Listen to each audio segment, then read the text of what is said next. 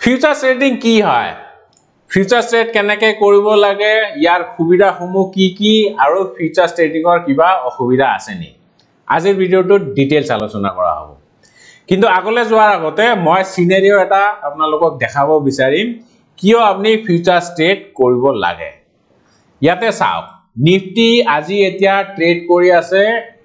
22900 ঠিক আছে কালি closing coat আছিলে প্ৰায় 600 ওচৰে পাজৰে তাৰনে এতিয়া নিফটি প্ৰায় 300 পইণ্টছ মান ওপৰত ট্ৰেড কৰি আছে ঠিক আছে টু বি প্ৰিসাইজ 280 পইণ্টছ ওপৰত ইয়াতে আপুনি চালে গমে পাব 280 পইণ্টছ ওপৰত ট্ৰেড কৰি আছে সো যদি আপনি অপশনস ট্ৰেড কৰিলে হয় কল অপশনস এটা বাই কৰিলে হয় যদি অলপ চলপ অপশনস জানে কিন্তু মাৰ্কেট ইমান ওপৰলৈ গৈছে তথাপিও আপনি প্রফিট নাপালে হয় মই ইয়াতে দেখাই আছো চাও এটো অপশন চেইন হয় সো খালি যদি আপনি এটা কল অপশন বাই কৰিলে হয় মাৰ্কেট ওপৰলৈ যাব বুলি ভাবিছে সো আমি জেনাৰেলি ওটিএম অপশনসে বাই কৰো out of the money options so 23,000 আপনি কল অপশন এটা বাই কৰিলে হয় নহয় নে কিন্তু আজি মাৰ্কেট প্ৰায় 300 পইণ্টছ মান ওপৰত আহিছে আপোনাৰ প্ৰিমিয়াম চাওক কিমান বাঢ়িছে only 1.85 rupees মানে 2 টকা বুলি ধৰি লওক ঠিক আছে তাহনে নিফটি লট সাইজ হল 25 মাল্টিপ্লাইড বাই 2 মানে ইমান পইণ্টছ যদিও নিফটি ওপৰলৈ আহিছে তথাপিও আপোনাৰ প্ৰফিট only 50 rupees হল হয় এটা লটত ঠিক আছে whereas আপনি যদি অপশনসত ট্রেড নকৰি পেলাই ফিউচাৰসত ট্ৰেড কৰিলে হয় তেতিয়া হলে কিমান প্ৰফিট পালে হয় সো 300 পইণ্টছ ওপৰত আহিছে না আৰু নিফটি লট সাইজ হল 25 সো 300 মাল্টিপ্লাইড বাই 25 কিমান হ'ব 7500 নহয় নে মই ঠিক ক্যালকুলেট কৰিছো না 3 গুণ ওকে 75 ঠিক আছে সো 7500 ৰ প্ৰফিট পালে হেতেন এইটো অকল সম্ভৱ ফিউচাৰসতে আৰু এই যে অপশনস টু প্ৰিমিয়াম বাহা নাই তাৰ মেইন কাৰণ কি আছিল হেতু মই অলপ পিছত কৈ আছো সো মুঠতে ফিউচাৰসত আপনি এইবিলাক প্ৰবলেম নাপায় যে স্টক টু ওপৰলৈ গৈ আছে মই ইনডেক্সত দেখাইছো ষ্টকৰ ক্ষেত্ৰতো তেনেকুৱা হ'ব পাৰে ফিউচাৰসত হেবিলাক প্ৰবলেম নাপায় আৰু দুই নম্বৰ যদি মাৰ্কেট তললে যোৱা বুলি ভাবিছে যেনেকে দুদিন মান আগত ইলেকশনৰ ৰিজাল্ট এতিয়া চলি আছে দুদিন মান আগত তো মাৰ্কেট কেনেকুৱা ডাউন হৈছে সিদনা নিফটি তো প্ৰায়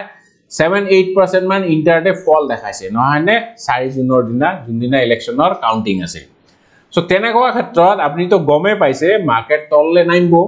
সো আপনি তো জানে আমি স্টক মার্কেটত অকল বাই হে কৰিব পাৰো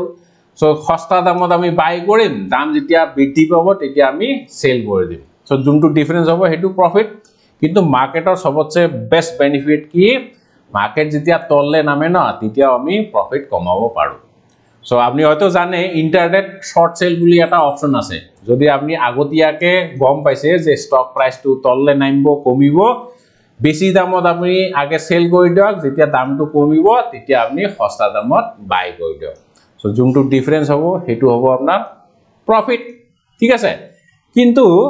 কেতিয়াবা এনেকুৱা হয় আপনি ভাবিছে স্টক প্রাইস টু তললে নামিব সিদনা নামা দুদিন মান পিছতে নামিছে সো ইন্টারডে অকল আপনি সিদিনা হে পজিশনটো বনাব পাৰে দিনটোৰ ভিতৰত পজিশনটো ক্লোজ কৰিব পাৰে যদি স্টক টু নামতে এক সপ্তাহ 10 দিন 15 দিন লগায় তেতিয়া হলে তাত লাভ নাই সো আপনি শর্ট টার্মত ভাবিছে যে এই স্টকটোৰ কিবা ব্যাড নিউজ ওলাইছে মই ইয়াতে আগতিয়াকে শৰ্ট কৰো সো ইন্টাৰডে বা শৰ্ট সেল কৰতে আপনি অকল ইন্টাৰডে পজিশনে বনাব পাৰে কিন্তু ফিউচাৰসৰ জৰিয়তে আপনি পজিশনটো কেদিন মান হোল্ড কৰি ৰাখিব পাৰে এক সপ্তাহ 10 দিন 15 দিন 20 দিন লৈকে হোল্ড কৰি ৰাখিব পাৰে সো হেতু সবতছে ডাঙৰ এডভান্টেজ ঠিক আছে সো এতিয়া ফিউচাৰ ট্ৰেডিং কি হয় সো ফিউচাৰস মানে কি নামটো হল ফিউচাৰস মানে এইটো এটা কন্ট্ৰাক্ট হয় যত বায়াৰ আৰু সেলাৰ ইনভলভ হৈ থাকে কন্ট্ৰাক্ট টু এক্সিকিউট হয় ফিউচাৰসত কিন্তু আজিৰ ডেটতে এভৰিথিং ফিক্সড হৈ থাকিব সো বায়াৰ আৰু সেলাৰসৰ মাজত হোৱা কন্ট্ৰাক্টকে কোৱা হয় ফিউচাৰস কন্ট্ৰাক্ট কন্ট্ৰাক্ট টু এক্সিকিউট ফিউচাৰসত হ'ব কিন্তু ইয়াৰ টাৰ্মস এন্ড কন্ডিশনস বিলাক আজিয়ে ঠিক কৰা হ'ব টার্মস এন্ড কন্ডিশনস কি যেনেকে কিমান দামত আপনি প্রাইস টু এক্সিকিউট কৰিব ঠিক আছে এটো স্টকও হ'ব পাৰে বা আপনি যিকোনো কমোডিটিও ল'ব পাৰে যদি উদাহৰণ বিচাৰে মই এটা উদাহৰণ দিব পাৰো ধৰি লওক আপনি এজন পিয়াজৰ বেপাৰী এতিয়া পিয়াজৰ কিলো চলি আছে 50 টকা ঠিক আছে সো এতিয়া সিজন নহয় সেই কাৰণে দামটো অলপ বেছি আৰু যেতিয়া সিজন স্টাৰ্ট হ'ব তেতিয়া ইয়াৰ দামটো কমিব 30 रुपीस লৈকে আহিব পাৰে সো আপনি ভাবিছে যে এতিয়া যদি 50 টকা হয় 30 টকাত বিক্রি কৰিলে তো মোৰ লস হ'ব আৰু এতিয়া প্ৰডাকশন স্টাৰ্ট হোৱাই নাই মই খেতি চপোৱাই নাই নহয় নে সো আপনি বেপাৰীৰ লগত এটা কন্ট্ৰাক্ট আগতীয়াকে বনাব পাৰে যে আপনি বেপাৰীক ক'ব যে মোৰ পিয়াজৰ খেতি আছে সো এনেকুৱা দাম চলি আছে ইমান মান মোৰ কোয়ান্টিটি হ'ব ইমান কুইন্টাল মাল ওলাব কিন্তু দামটো এতিয়া যদিও 50 টকা চলি আছে মোক 40 টকা দিলে হ'ব ঠিক আছে কিন্তু আজিৰ ডেটত নাপায় আজিৰ পৰা ধৰিলো এমাহ পিছত মই হাৰভেস্টিং কৰিম তেতিয়া আপনি পাব সো বেপাৰীও হিসাব কৰি চাব ঠিকে আছে 50 টকাৰ মাল এতিয়া 50 টকা চলি আছে কেদিনমান পিছত কমিবও পাৰে বাঢ়িবও পাৰে হেতু কোনেও নাজানে সো আপনি 40 টকাত এগ্ৰিমেন্ট কৰি ললে ঠিক আছে সো ইয়াতে বায়াৰ কোন হয় ইয়াতে বায়াৰ হল বেপাৰীজন যোনজন ট্ৰেডাৰ পিয়াজৰ ট্ৰেড কৰিব মানে আপোনাৰ পৰা লৈ পেলাই বজাৰত বিক্ৰী কৰিব ই হ'ব বায়াৰ আৰু আপনি হল সেলার মানে ইউ মানে হল কি আপনি হল প্রোডিউসার ঠিক আছে সো এই দুইটা পার্টির মাজত হোৱা এগ্ৰিমেন্টক কোৱা হয় ফিউচাৰ্স কন্ট্ৰাক্ট সো এতিয়া কিন্তু আপনি একো লেনদেন কৰা নাই ঠিক আছে আপনি খালি কন্ট্ৰাক্টটোহে বনাইছে যে আজিৰ পৰা এমাহ পিছত আমি বস্তুখিনি কিনা বেচা কৰিম ঠিক আছে সো এইটোৱে হল ফিউচাৰ্স কন্ট্ৰাক্টৰ এটা উদাহৰণ এতিয়া মই যে কলো ইয়াতে দুই তিনটা মান টাৰ্মস এন্ড কন্ডিশন আপনি আগতীয়াকে ফিক্স কৰিব লাগিব হেতু কি এটা তো প্ৰাইস 40 টকা যে মই কলো হেতু ফিক্স কৰিব লাগিব তাৰ পিছত কোয়ান্টিটি কিমান আপনি আন্দাজ কৰিছে যে মোৰ প্ৰডাকশন কমেও 5 কুইন্টাল বা 10 কুইন্টাল হ'ব সো হেতু হ'ব কোয়ান্টিটি সো কোয়ান্টিটিও আগতীয়াকে ফিক্স কৰিব লাগিব আৰু কন্ট্ৰাক্টটো কিমান দিন লৈকে বৈধ হৈ থাকিব ঠিক আছে এক্সপায়াৰি কিমান দিন সো থাৰ্ড হ'ব এক্সপায়াৰি বা ডেট কোন দিনা আপনি কন্ট্ৰাক্টটো এক্সিকিউট কৰিব সো ফিউচাৰ্স কন্ট্ৰাক্টত এই তিনিটা বস্তু আগতীয়াকে ফিক্সড হ'ব কিন্তু কন্ট্রাক্ট টু এক্সিকিউট ফিউচার্সত হ'ব আমি টার্মস এন্ড কন্ডিশন আজিয়ে ফিক্স কৰি থলো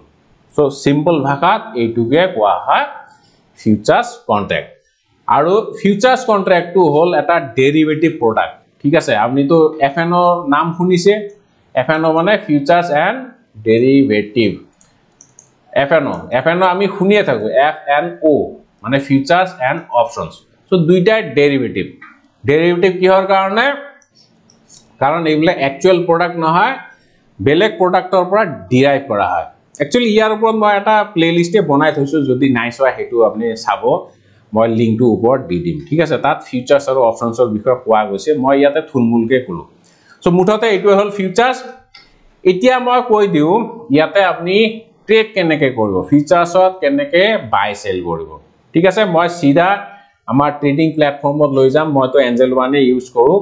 বাই দা ওয়ে যদি আপনি ট্ৰেড কৰিব বিচাৰিছে আৰু ডিমেট একাউন্ট এতিয়াও নাই তেতিয়া হলে এঞ্জেল ওয়ানৰ এটা ডিমেট একাউন্ট ফ্ৰীতে খুলিব পাৰিব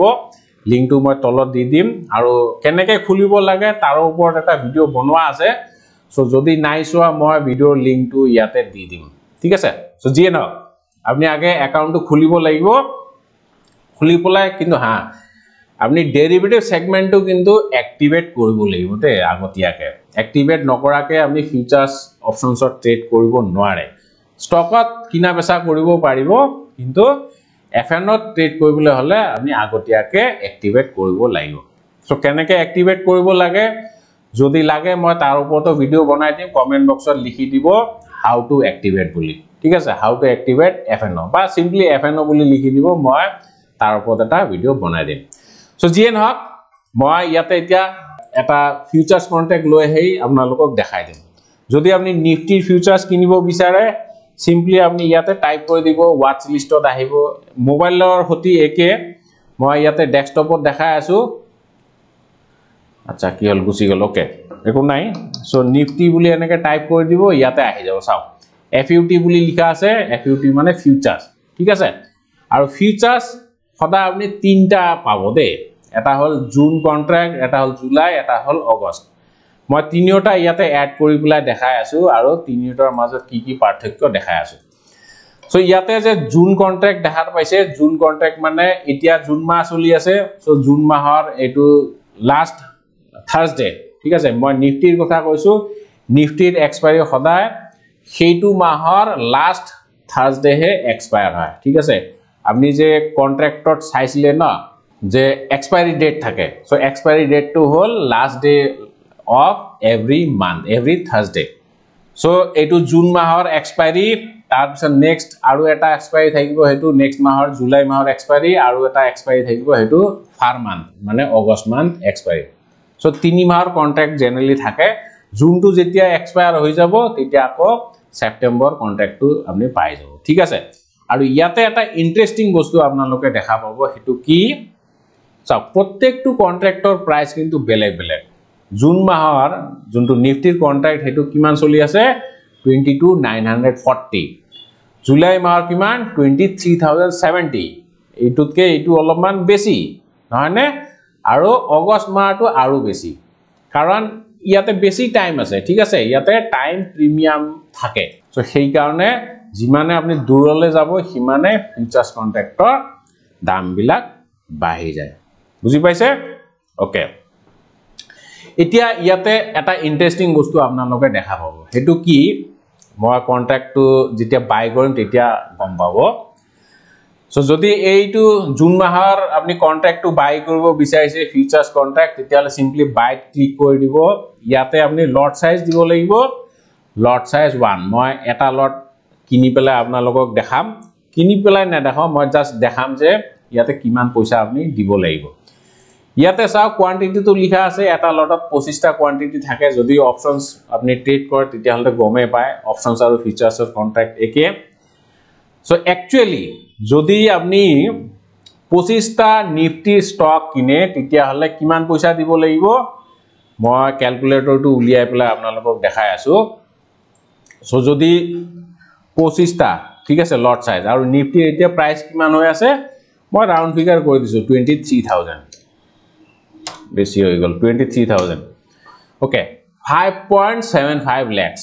ঠিক আছে সো ইমানটা নিফটি স্টক কিনিবলৈ হলে প্ৰায় 6 লাখ মান টকাৰ প্ৰয়োজন হ'ব কিন্তু ফিউচাৰ্সৰ বেস্ট পাৰ্ট কি আপনি ইমান টকা দিব নালাগে ইয়াতকে বহুত কম দিব লাগিব ইয়াতে চাওক লিখা আছে মার্জিন ৰিকোয়াৰ্ড কিমান 65000 only ঠিক আছে একচুয়ালি আপনি কিমান দিব লাগিছিলে প্ৰায় 6 লাখ মান টকা নহয় নে কিন্তু ফিউচাৰ্সত আপনি কিমান দি আছে only 65 lakhs সো কবলে গলে প্ৰায়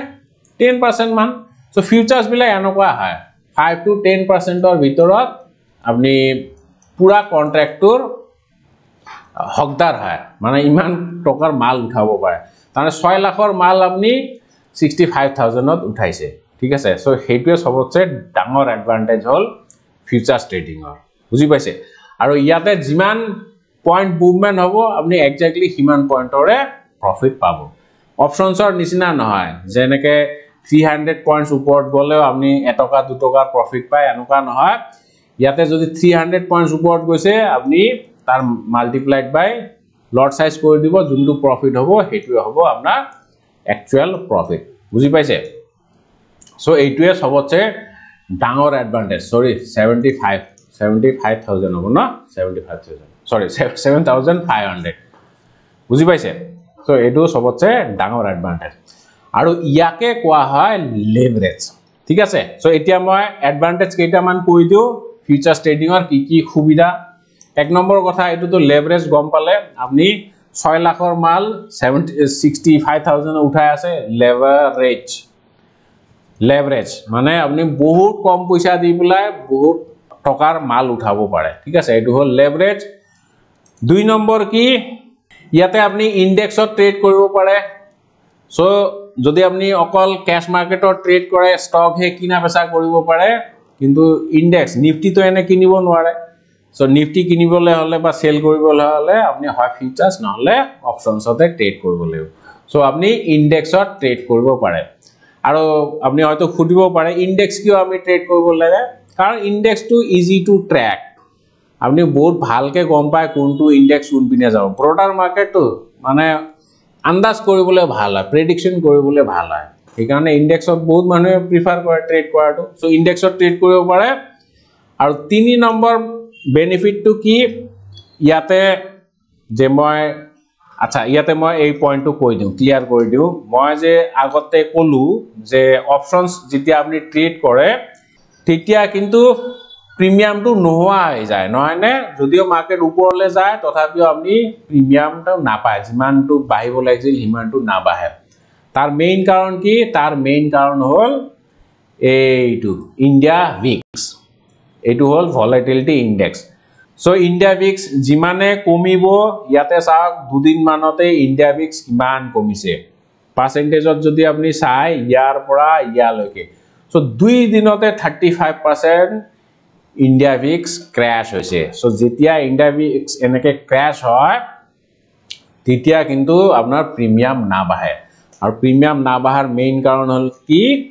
তাত এটা গ্ৰিক থাকে অপশন ট্ৰেডিংত এটা গ্ৰিক থাকে গ্ৰিকৰ বহুত ডাঙৰ ভূমিকা আছে এই গ্ৰিকটোৰ নাম হৈছে ভেগা ঠিক আছে ইয়াৰ বিষয়ে আজি কথা নাপাতো লাগিলে মই সেপাৰেট ভিডিও এটা বনাই দিম ভেগা সো এই ভেগাৰ কাৰণে আপোনাৰ প্ৰিমিয়ামটো বাঢ়া নাই কিন্তু ফিউচাৰছত এইবিলাক ভেগা সেগাৰ একো প্ৰবলেম নাই যিমান পয়েন্টস মুভ কৰিব সেইটো মতে আপনি প্ৰফিট পাব ঠিক আছে কাৰণে নো এফেক্ট অফ ভেগা বুজি পাইছে এইটো হল ফিউচাৰসৰ আৰু এটা বেনিফিট ফোৰ্থ বেনিফিটটো কি ইয়াতে আপনি দুইটা ডিৰেকশনতে ট্ৰেড কৰিব পাৰে মাৰ্কেট যদি ওপৰলে যায় তেতিয়া আপনি ফিউচাৰস বাই কৰিব পাৰে আৰু যদি মাৰ্কেট তললে যায় আপনি সেল কৰিব পাৰে আৰু এই বাই বা সেলটো ইন্টাৰডে নহয় আপনি পজিশনাল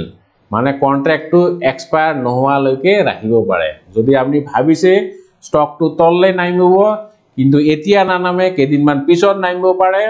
বেয়া নিউজ হয়তো আহি আছে আগতিয়াকে আপনি গম পাইছে সো তেতিয়া হলে আগতে আপনি ফিউচারস শর্ট কৰি প্লাই থৈ দিব সো এক সপ্তাহ 10 দিন এমাহ দুমাহ আপনি যদি 4 মান্থ এক্সপায়ার হলে 3 মাহ লৈকে হোল্ড কৰিব পাৰে ঠিক আছে সো আগতিয়াকে এনেকে শৰ্ট কৰিব পাৰে সো এইটো হল ডাঙৰ বেনিফিট মানে ওভাৰনাইট হোল্ডিং বুজি পাইছে সো এইবিলাক কিছুমান এডভান্টেজ ফিউচাৰস ট্ৰেডিংৰ কিন্তু হা ইয়াৰ কিছুমান ডিসএডভান্টেজও আছে দে হেতু আপনি কিন্তু মনত ৰাখিব লাগিব সকলোবৰ বস্তুৱে কিছুমান এডভান্টেজ লৈ আহে আৰু কিছুমান ডিসএডভান্টেজও লৈ আহে এতিয়া ডিসএডভান্টেজ কি ফিউচাৰস ট্ৰেডিংৰ সবতছে ডাঙৰ ডিসএডভান্টেজটো হল লিভাৰেজে হয় ঠিক আছে মই যেনেকে সুবিধাৰ কথা কৈছো সুবিধাত আপনি লিভাৰেজটো প্ৰথমতে পাইছে লিভাৰেজটো হল সবতছে ডাঙৰ এডভান্টেজ কিন্তু কেতিয়াবা এইটো ডিসএডভান্টেজ হৈ যায় সো আপনি ভাবি আছে নিফটি ওপৰলে যাব ফিউচাৰস আপনি বাই কৰি দিলে ঠিক আছে সো যিমান পয়েন্টস ওপৰত যাব হিমান প্ৰফিট পাব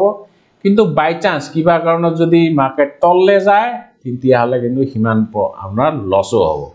300 পয়েন্টস আজি যেনেকে ওপৰত যোৱা বুলি দেখালো যদি 300 পয়েন্টস ডাউন হৈ যায় তেতিয়া হলে কিন্তু 300 পয়েন্টসৰ আপোনাৰ লসও হ'ব ঠিক আছে